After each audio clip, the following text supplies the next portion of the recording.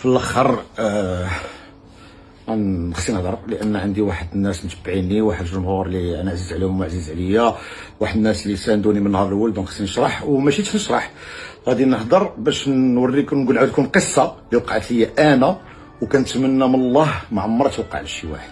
هذا البروجي درتو صافي، بان سولت الناس بروجي واعر، غتدخل 10 في الليله، غتدخل 15، غتدخل 8، المهم كعارف بنادم كيبقى ينفخلك وفي الفيخرات وهذا. صافي قلت غنديرو بروجي اللي صافي تيبان لك مشاكل. كانوا عندي مشاكل خصني نحلهم ماديا، قلت غندير هذا البروجي باش نحل ماديا. صدق شحال داير مشكل. المهم هذا البروجي سيدي للاسف فيه الحرام، نجيكم من الاخر، راه الناس بزاف عارفينو. ديك الساعه صافي بديت، ما كان عندي فين نرجع للور، فهمتي، ما قدرتش نرجع للور.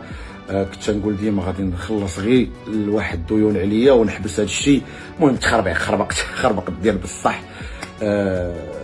وطمعت، قلت صافي الحياه تولي زوينه والحياه هذا، ولكن لا لا لا.